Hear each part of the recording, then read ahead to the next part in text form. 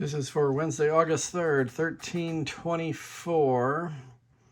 On yesterday's video, I was planning to go a little further, but I was looking at some of those problems right when the video ended, and they might take a long time to do.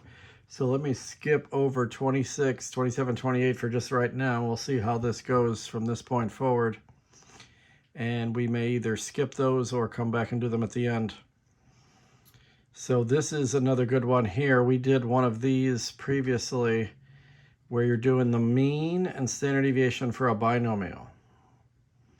And all you need, they give you two things and you really need three things to do these. So they give me the probability that a marriage will end in divorce within 10 years is 0.25. This is P, probability of success, if you consider getting divorced to be a success. And then what are the mean and standard deviation for the binomial involving 4,000 marriages? So this 4,000 at the end, that's your N, your set number of trials. So to do the mean and standard deviation of a binomial, if you know that it's binomial, because it's a very special case, binomial distribution, if you want to do the mean, it's simply n times p, which are the two numbers they give you in the problem. And then the standard deviation is square root of npq. So the 4,000 marriages is the set number of trials, 0.25 probability of divorce. So literally you just do 4,000 times 0.25. That's the mean. This is what we would expect to happen if we check 4,000 marriages. 1,000 of them should end in divorce. That's the mean. And then for the standard deviation, square root of n times p, the same two that you just did, and then also times q, and they never tell you q. If p is 0.25, then q is always 1 minus that. Because you either get divorced or you don't, so it's a binomial, there's only two possible outcomes. And 1 minus one of them is the other one. So 1 minus 0.25 is 0.75.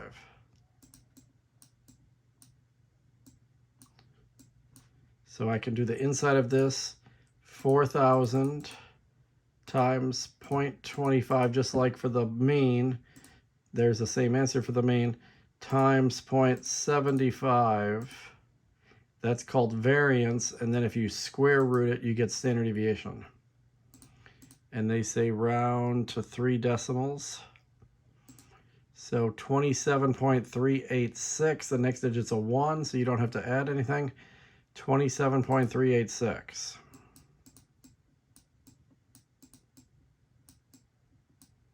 So the mean and the standard deviation of a binomial, they're not that hard to do at all. In fact, the mean's very easy. So 1,000 is the mean.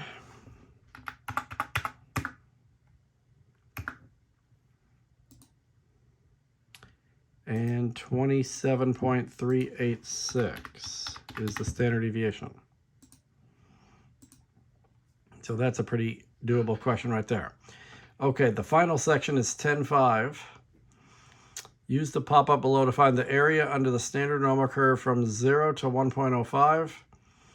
Okay, so this little icon pulls up a table, and it goes from 0 to whatever z-score you want to go to. And we want to do 0 to 1.05. So what you do is you locate on the side here the full number and the tenths place. So I want to do 1.50, so I find 1.5 on the left, and then I find 0 at the top. If it was 1.53, then you would go down to 1.5, and then 0.3, you'd look for the 0.3 right there. But we have 1.50. So 1.5, just remember the first column is 0. So 0, 1, 2, 3, 4, 5, 6, 7, 8, 9. This is 1.50, so I need this first answer right here, 0.4332.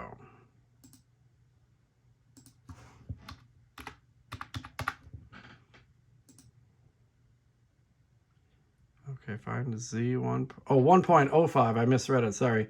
I had a dyslexic moment and I did 1.50, but it's 0.5. So check that and go to 1.0, not 1.5. 1.05. So 1.0, and then this is 0, 1, 2, 3, 4, 5 right there. 0.3531. 3531.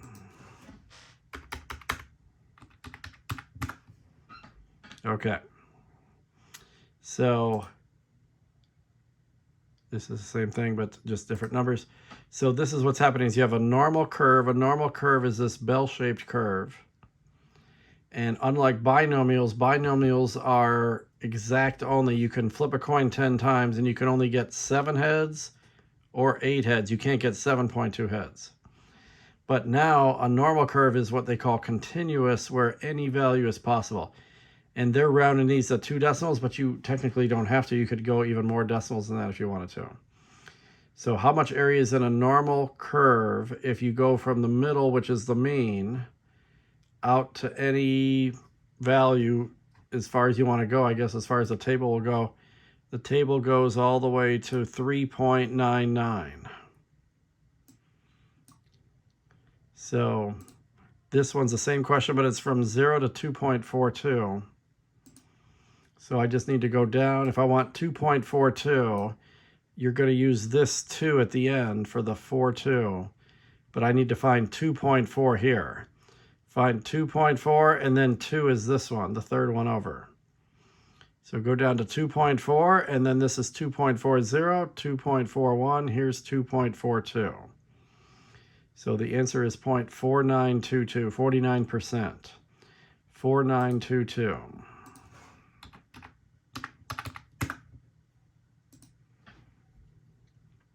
So far, pretty easy. Now, it turns out the graph is symmetrical. So the area from 0 to negative 178 is no different than the area from 0 to positive 178. So I can basically ignore this negative. It's not going to matter because the graph is symmetrical. So if I go from 0 to 1.78, that's what the chart does. The chart only does the positive ones. But 0 to negative 178 is exactly the same area on the other side. So that's one nice thing about a normal. If you get a negative, just ignore that and go to 1.78. Find 1.7 on the side here. And then the 8 is 0, 1, 2, 3, 4, 5, 6, 7, 8. 4625.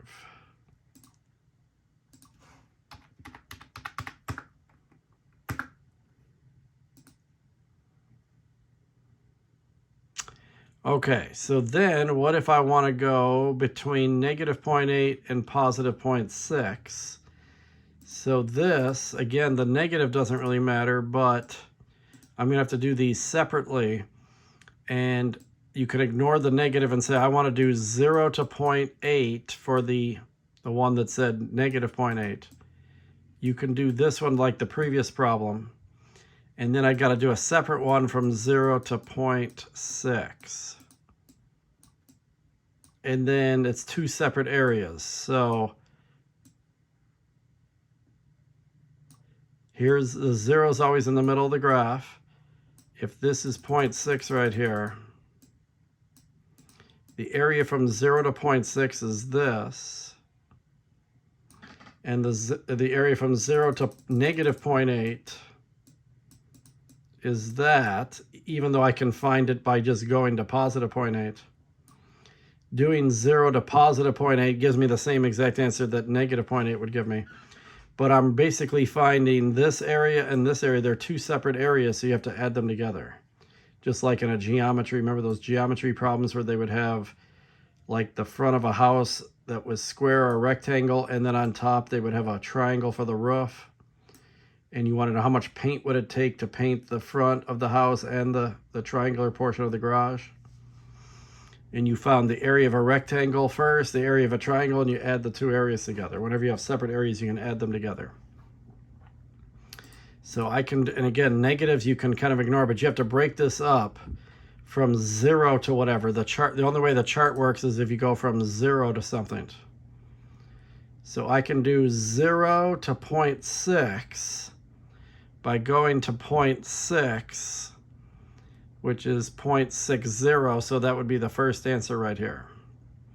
If you just have 0.6, then technically you can write 0.60, it doesn't change it. So that's when you're in the 0 column, is if you get exactly 0.6. So the area from 0 to 0.6 is 2257. This is 2257. And then the area from 0 to 0.8, which is going to turn out to be the same thing as 0 to negative 0.8, is 2881. There's 0.80. 2881.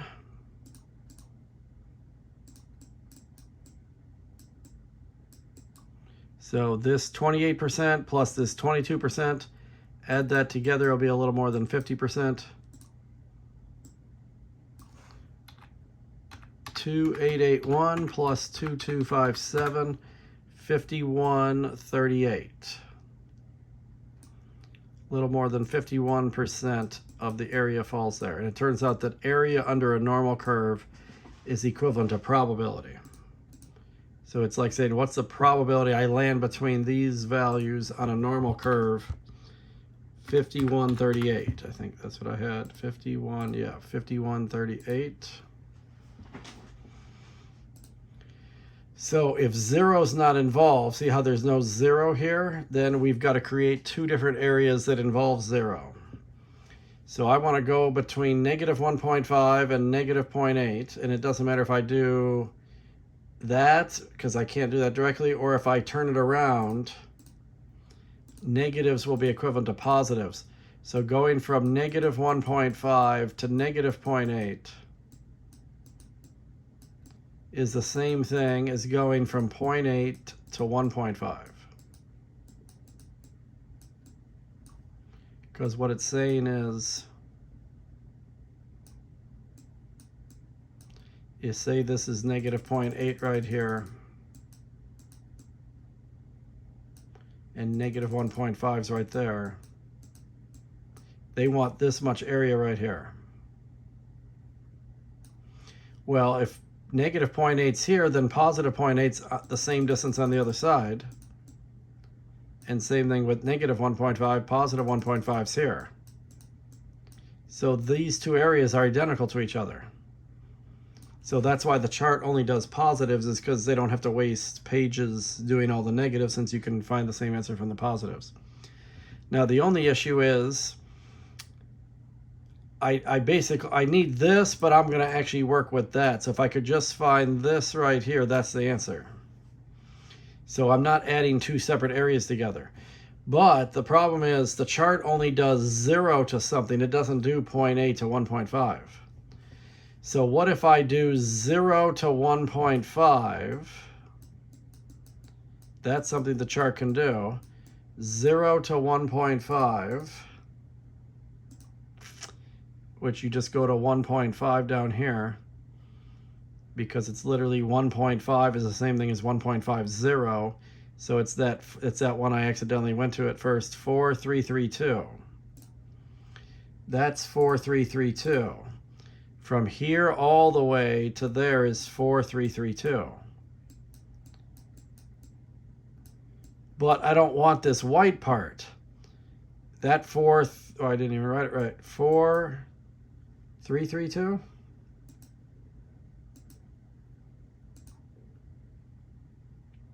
Four, 3, 3, 2. Yeah, I put too many 4s.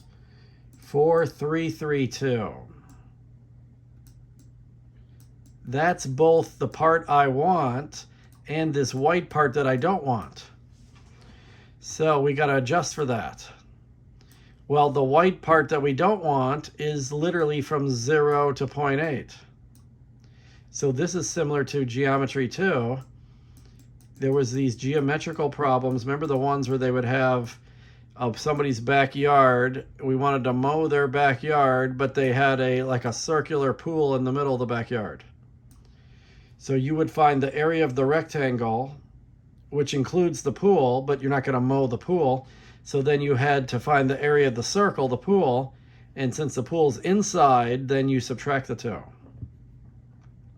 So if I find these two answers and subtract them, then that will equal only the part I want, since we're not using 0 here. So get 0.8 again. 0.8 was 2881. 2881. So this is the case where you subtract. So if you have two separate areas, each emanating from 0, then you add them together. But if you just want like a region off 0, then you have to do all the way out to the end and then minus all the way out to the beginning. 4332, 0.4332 minus 0.2881. So there would be 0.1451 area or probability in that region. So with the chart, you got to get a little creative sometime and employ some strategies from the past in order to find the part you want.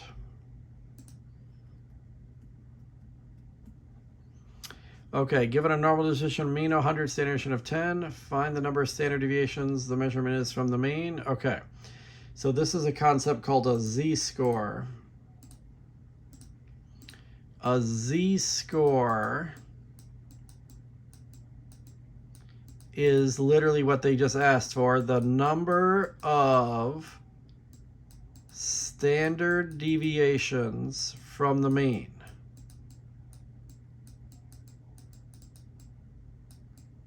In essence, these first 4 problems, or 5, how many have we done so far? These are z-scores right here. This 1.5 and this 0.8, those are z-scores. You are 1.5 standard deviations from the mean, or you're 0.8 standard deviations from the mean. The way to calculate it is you take whatever value you want to work with, like a test score, for example, or an IQ score, and you subtract the mean and divide by the standard deviation. And this is why we spend a lot of time learning how to find the mean and the standard deviation. So what if there, in fact, this is close from an IQ test. An IQ test has a mean of 100, although the standard deviation's 15 there, but they just made this up. Say you have a mean of 100 and a standard deviation of 10, and what if somebody takes this kind of a standardized test and they get 139 on it? What's their z-score? Z-scores are nice when you have more than one of them. This is just calculating one of them. But if you have more than one, then you can compare them and say which one's relatively better. So if you get a 139 when the average is 100 and the standard deviation's 10, 39 for the top divided by 10, this is a 3.9 z-score. That's exceptionally good. Remember, the chart only goes to 3.99, so it's very rare to be out this far. So what I was saying about comparing them is, say you take the SAT and you get a 1200 on the SAT, and your friend takes the ACT and gets a 27. Well, you can't say necessarily that a 1200 is automatically better than a 27 because they're on totally different scales. Every SAT, you could get the worst SAT score ever and it would still be better than the best ACT score ever. So this is what happens is you convert them to z-scores. I can take your 1200, subtract the average for all SAT tests, and divide by the standard deviation, and maybe yours is 3.9. Or maybe yours is negative something. It could even be negative. And then your friend does the same thing for the ACT. Take their 27 minus the average divided by the standard deviation. Whoever has a higher z-score is doing better relatively. And if you were going to like submit a test to a college to get admitted, you'd want to send them the one that they're going to be more impressed by. They would be more impressed by a higher z-score value than a higher actual score because they're just tests on completely different scales. So 3.9 That means you're almost 4 standard deviations above the mean. Because if you just, being a standard deviation above the mean is add this to the mean. 10 plus 100 is 110. So if this was 110, you would be exactly 1 standard deviation above the mean. If you add 10 4 times, 10 plus 10 plus 10 plus 10 plus 100, that's 140. So if you were exactly 4 standard deviations above the mean, you'd be at 140. So 139 is 3.9 standard deviations above the mean. And it's just a good way to compare things on different scales. So same thing here, do 119.4. They didn't even change the mean or the standard. Sometimes they'll change that from problem to problem. Take 119.4, subtract the mean, and divide by the standard deviation. So this is only 1.94 standard deviations above the mean. 3.9 is better than 1.9. So it would be better to get a, well, this is not a good problem to do that for because they have the same mean and standard deviation, but if we get to a problem where the mean and standard deviation are different, then you could make a comparison like that.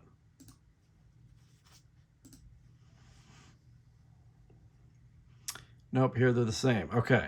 So, but we're actually doing something else now. So given a normal distribution with a mean of 100, standard deviation of 10, find the area under the normal curve from the mean to 122.2.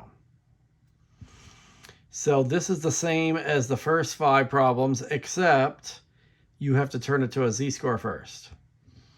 So do exactly like the last 2 problems. Take their actual score, 122.2.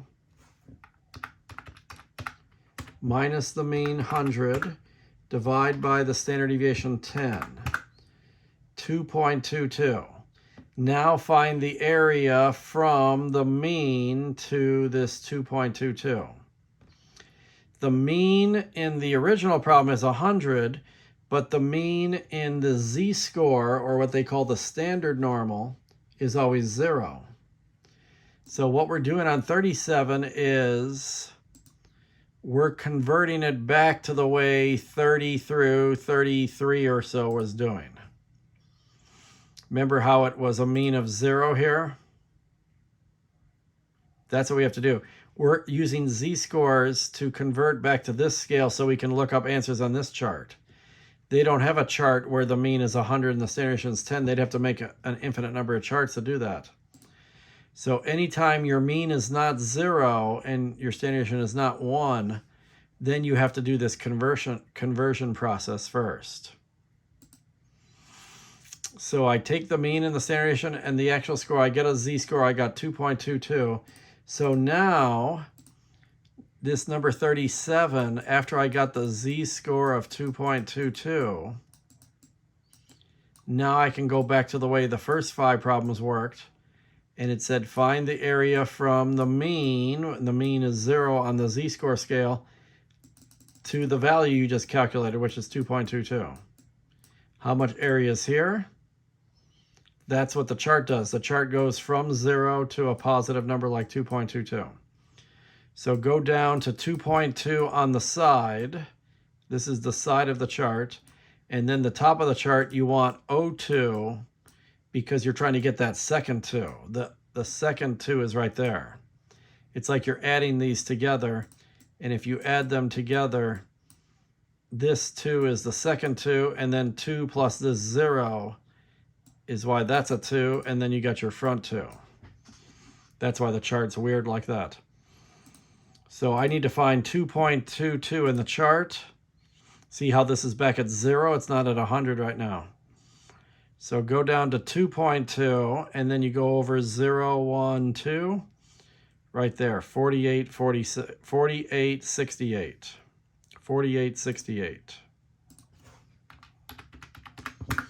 So as soon as you convert to a z-score, then it's just like problems 30 through 33 or 34, whatever that went to. So now we have a totally different mean, and this is why this is helpful. The means and the standard deviation, they can change every single problem. Every type of thing that you work with has different means and standard deviations. Just like the SAT is different than the ACT. It's different than the STAR test, different than any other standardized test you want to take. So a normal distribution has a mean of 24, standard deviation of 4. Find the area from the mean to 14.16. Get the z-score first. 14.16 is my actual value that I scored. Subtract the mean. The fact that my score is smaller than the mean means I'm going to get a negative z-score. Divide by 4. So negative 2.46. Find the area from the mean to this, negative 2.46. So 38 is actually looking like this.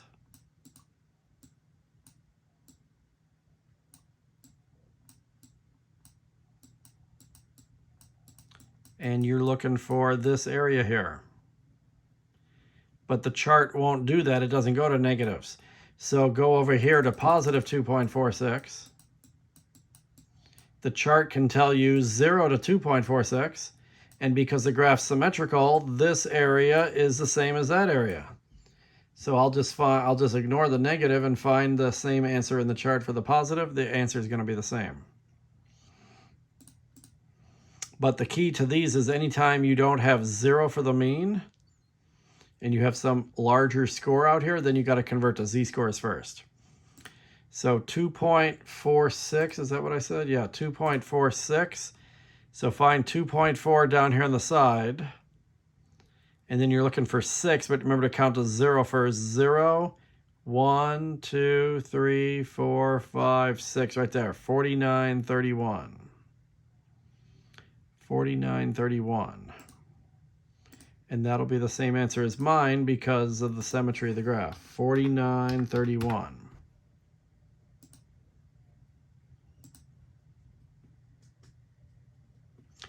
Normal distribution has a mean of 60, standard deviation of 5. Find the area in the normal curve above the interval from 51 to 69. 51 to 69, and the mean is 60. So this is what it actually looks like, even though we can't work with this. We have a mean of 60. The means are always smack dab in the middle. We're trying to find the area between 51 and 69. So you can just mark some spot off and call it 51. It's definitely less than 60. And then 69's here. So this is similar to that problem we did earlier where we can find this area and then we can find this area. They're separate and they're both from 0, so then you add them together. The only issue is I need to convert to z-scores so I can use the chart. So there's some negative z-score here, and then there's some positive z-score here. They could be the same or maybe they're different, but we'll just have to calculate each one. So the first z-score is 69 is my actual score, minus the mean.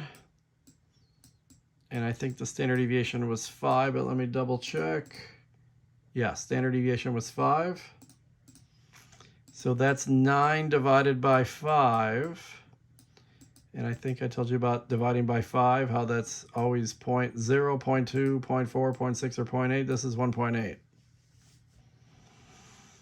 So that's this spot right here. This is what the chart's built to do, to go from 0 to some positive number, 1.8. So we can get that answer right now.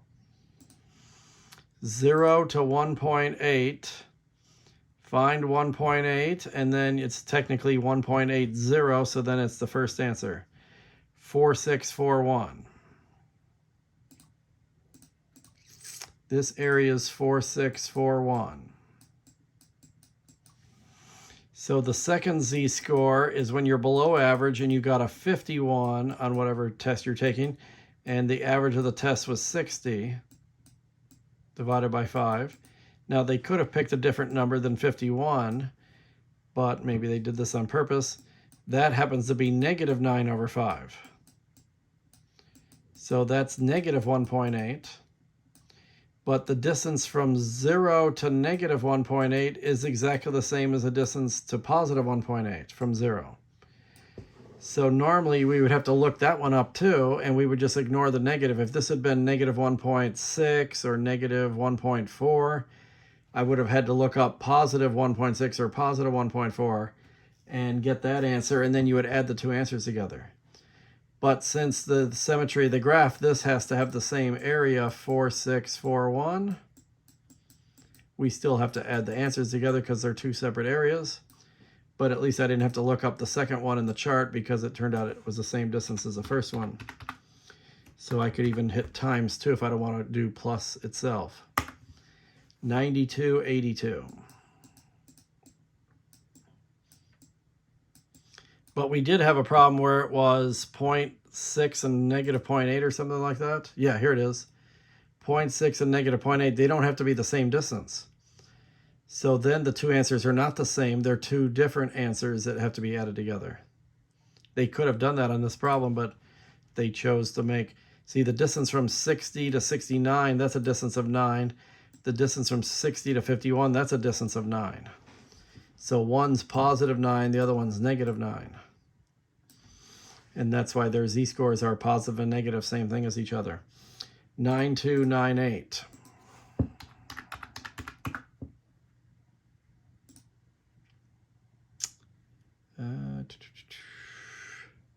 Find the area under the normal curve in the interval. Okay. Did I look at the wrong number? 9 divided by 5 is 1.8. 1.8's 4641. 4641 times 2. Oh, maybe I just typed it wrong. 9298. 9298. Now I typed it right. Oh, no, I didn't type it right. Yeah. 9282. I put 9298. So, yeah, I had a typo there. 9282. 9282. Okay, 40. Okay, I see what they're doing now. So what's different here is we have a mean of 90, standard deviation of 8. Now we want to go from 102 all the way to infinity. So we got to convert 102 to a z-score first, though. So the mean is 90. The mean is 90.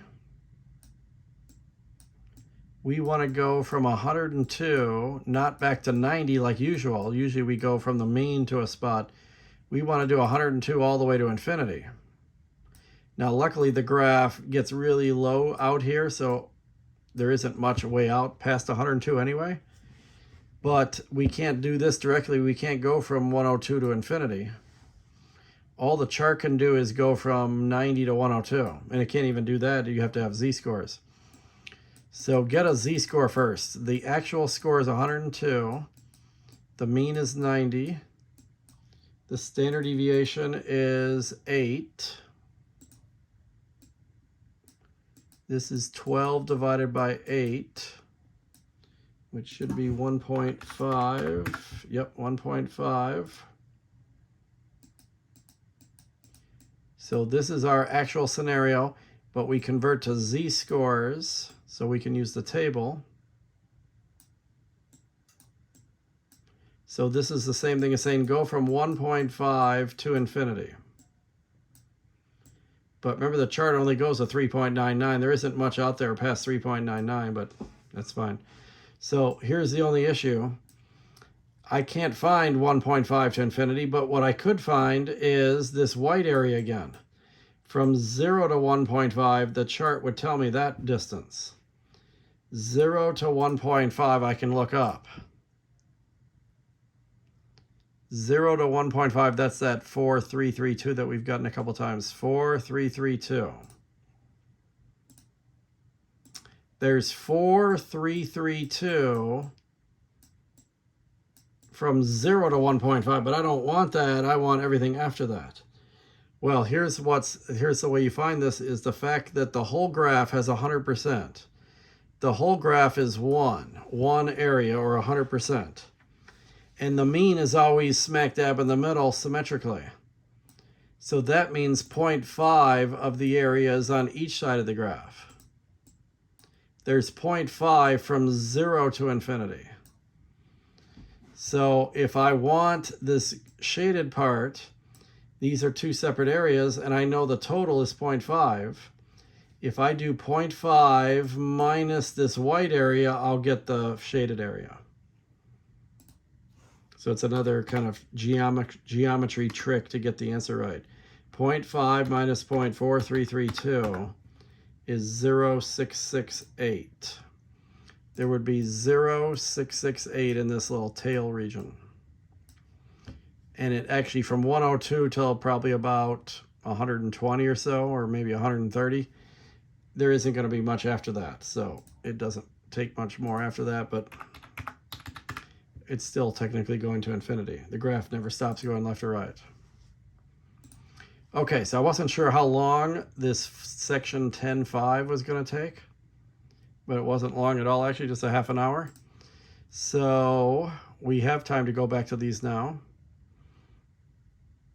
I did say to skip 18 because the one, oh yeah, this was messed up. I never went back and checked out what was going on with this. But just skip this one. This one's definitely not on the test. Skip 18. I don't know if I'm gonna have you skip any of these three because I know they can be long. Okay, so this is a case where these take a long time by hand, but if you use technology, they're not so bad. But you're not required to use a technology that would do this really quick. So there is a way to do this by hand, and then it might take a while to do it. This one's not so bad, I don't think. 26. We want to flip a coin 4 times or flip 4 coins. It turns out it's the same whether you do it one by one or all at the same time. Flip 4 coins because coins are independent. One doesn't affect the other. So 4 flips of a coin isn't too bad. We're going to end up with 16 branches here. So heads and tails, that's one flip. And then you can get heads and tails again on the second flip for each one of these.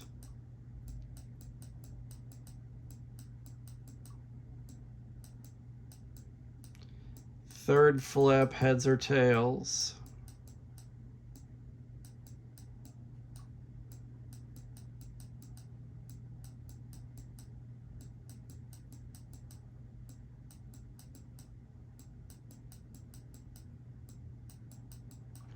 And then fourth flip. Each time you double the number of branches that you have. So it went from 2 to 4 to 8. Now there's going to be 16. And this can be difficult to follow if you're getting cases in the middle, but luckily they're giving us the extremes.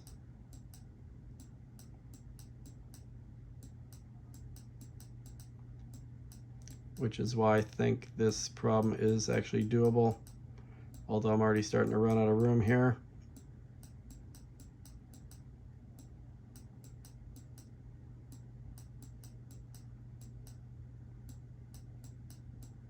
Okay, that's supposed to be a heads.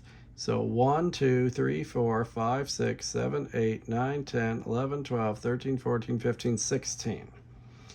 So they want, now first of all, there's 2 things going on here. Number one is that it's not a real coin because somehow it's loaded so that heads come up 3/4 of the time instead of 1/2 of the time. And then we want the probability of getting all heads or all tails. So that definitely helps. If they said like 2 heads and 2 tails or 1 head and 3 tails, then it could get harder because then you'd have to try to find every path that did that. But the good news is all heads and all tails, they only happen on the upper and lower portion only. This upper path is the only way to get all heads.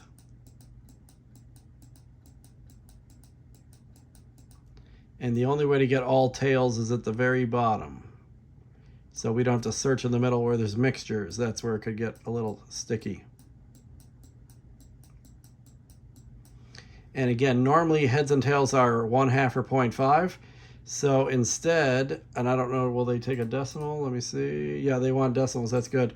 So heads happen 3/4 of the time. Somehow they made the coin do that. I would change that to 0.75. And tails happen one, then therefore tails have to be 1/4 because they're complements of each other. 1 minus one of them is the other one. You can, this is kind of binomial because you can only get heads or tails.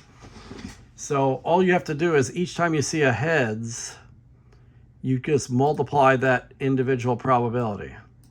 So the probability of 4 consecutive heads with this loaded coin, because normally it would be 0.5 times 0.5 times 0.5 times 0.5, but here instead it's 0.75 times 0.75 times 0.75 times 0.75. So the chance of 4 consecutive heads, they want 3 decimals, is 3/16. Or you can get all 4 tails. This is kind of an either or case. I either want to get all 4 heads or I want to get all 4 tails. So you do the same thing for the tails. 0.25 times itself 4 times.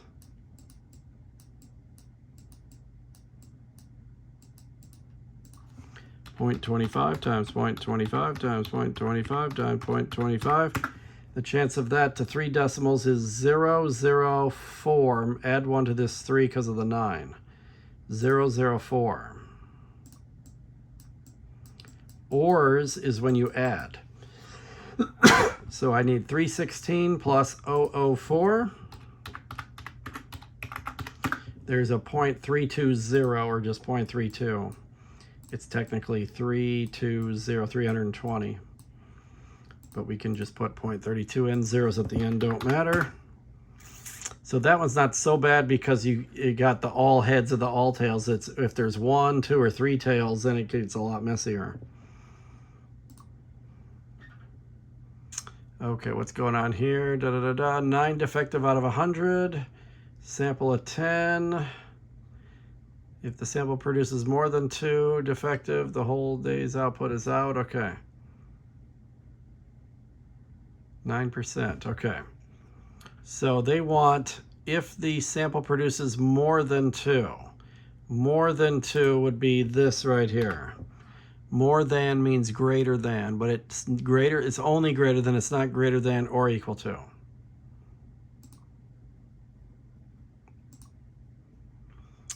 Okay, more than 2 when they're doing a sample of 10. Okay, so this is that binomial formula again, but you don't want to do this directly because more than 2 in a sample of 10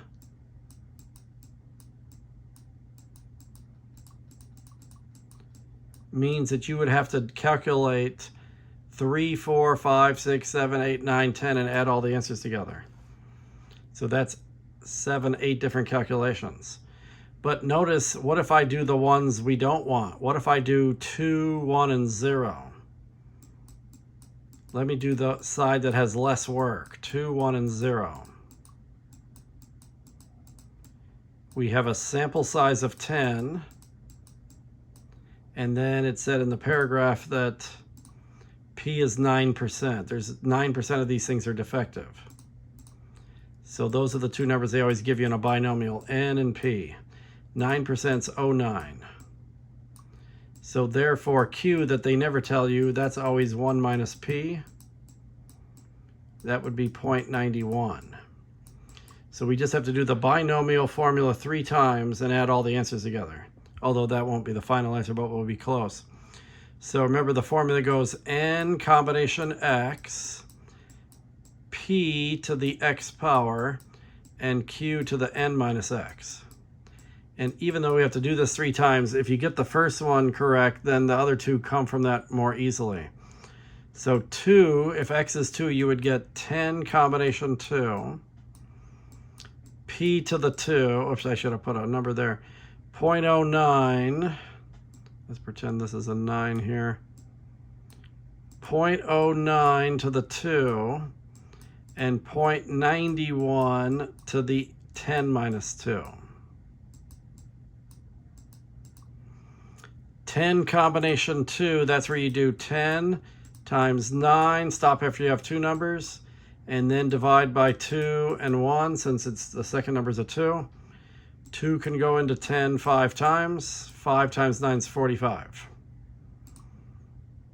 So this is 45 times 0.09 to the 2 times 0.91 to the 8. 10 minus 2 is 8.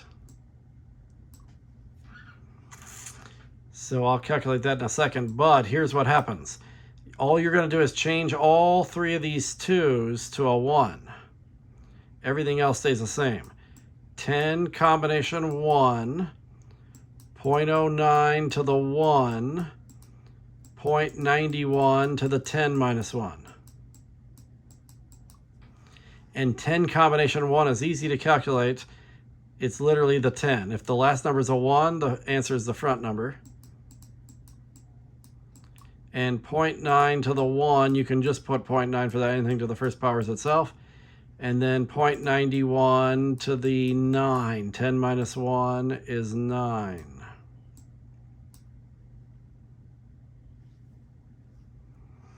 Then finally, 10 combination 0, 0.9 to the 0, and 0.91 to the 10 minus 0.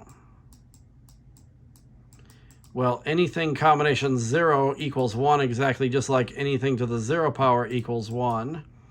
So you're really just getting 0.91 to the 10th power here. 10 minus 0 is 10. Notice how the exponents went 8, 9, 10.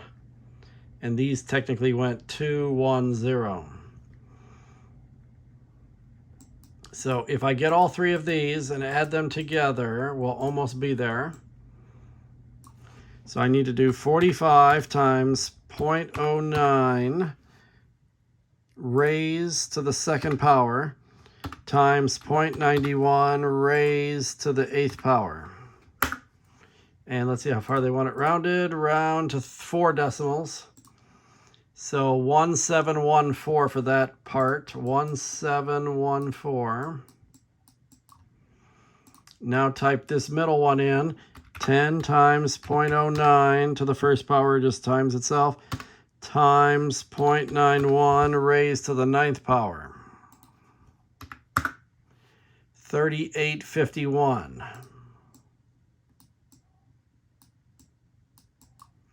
And these ones you can ignore because there's still other stuff there. 0.91 to the 10th power. 3894.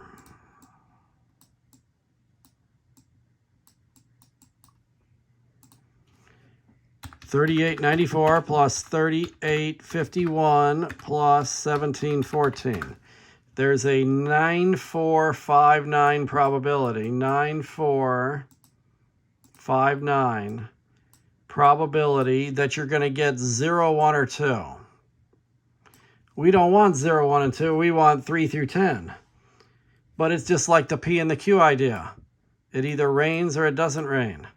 So if doing the opposite of what you actually want takes less time, it's worthwhile to do that, because then at the end you can just do 1 minus. 1 minus what you don't want is what you do want.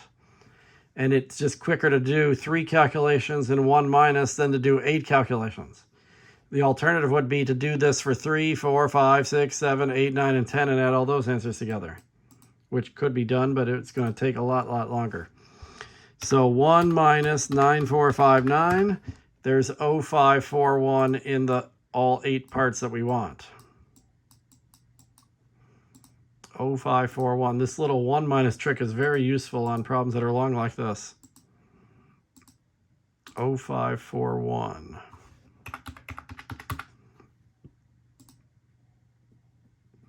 So that's why I skipped these at first. I didn't know how long the other section was going to take, and if that was going to take a long time, and then we could have skipped these. But okay, this is another one like that. This one will be even better than that one. So notice we have 4 4 tuberculosis x-ray specialists. So there's your N. N is 4. Here's your P, 73%.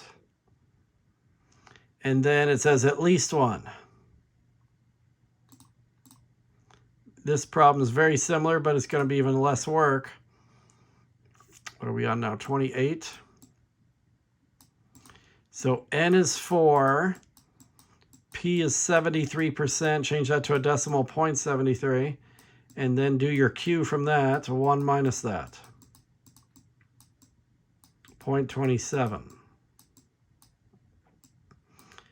The problem asked for the probability of at least 1. At least means greater than or equal to.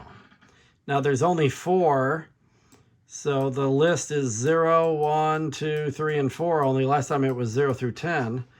But at least 1 means 1 and higher, so that would be 1, 2, 3, and 4. So you can either do x equals 1, calculate it, then x equals 2, calculate it, x equals 3, calculate it, x equals 4, calculate it, and add them all together. That would work. But that's what we want.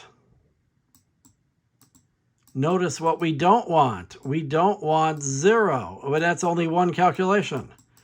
So why don't I do what I don't want, because it's less work, and after I'm done, I'll have the exact wrong answer, but 1 minus will turn it into the right answer.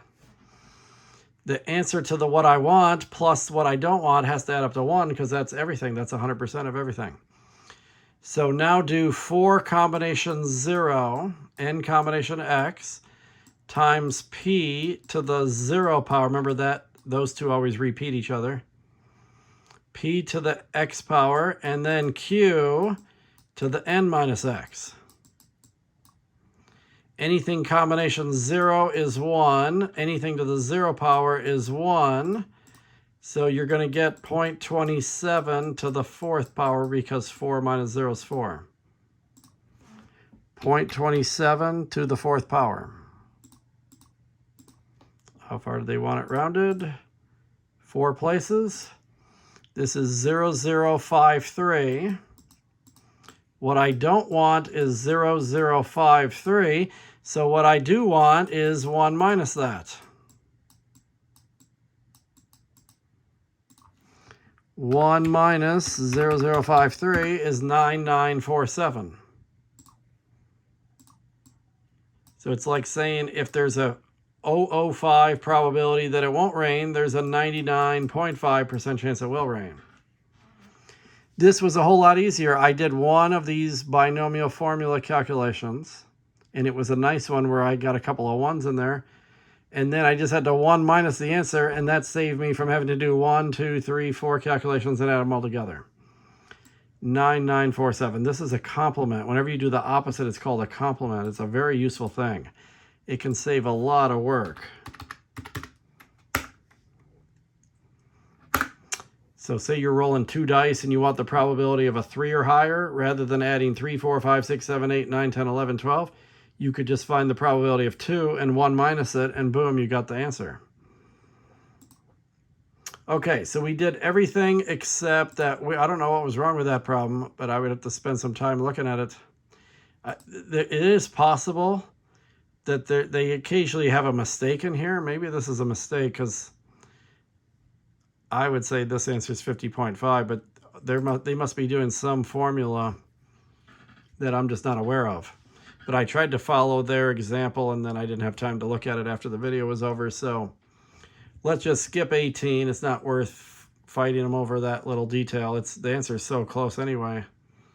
You got the gist of it at least, and that way it'll save you from having to hassle it too. So you can skip this entire problem if you want. You don't even have to do the mean. And then I'll add points for you after the deadline on Friday. Okay, so that's the week 3 homework, except for number 18. Week 3 homework, I got a 98.75. Yours might only be like 97 because I did part A and you don't have to. So yeah, just skip that 18. You'll be close to 100 if you did everything else, and then I'll add points. And even if you're like a 50, I'll add points anyway. So you got till Friday night. In the other class, do the quiz. And in this class, finish the homework, do the review, and the test will pop in right here on Thursday. So we still have 2 weeks left in this class. Next week, we have a full week for week 4 homework and the review and the test. Then the other class ends at that point when they take their quiz 4. And then there's week 5 homework, but it's not very long compared to some of the other stuff. So we'll be able to do that on Monday of the 5th week. And then Tuesday is your review day. And that's a grade that counts for both classes. And then you actually get a few days to work on the review. So the review you can work on, there's only 25 questions there. The homework's going to take longer than the review probably. But the final's available Wednesday and Thursday of that week. So you could do the review on Tuesday and do the exam right away on Wednesday if you want to get it over with. Or you could do the review a couple of times, like on Tuesday and Wednesday, and then do it one more time on Thursday if you really need to get a good grade on the final. That way you can practice even more and more. So it gives you that leeway to pick when in the range you want to take your final. So we're winding down here, and that's it for week 3.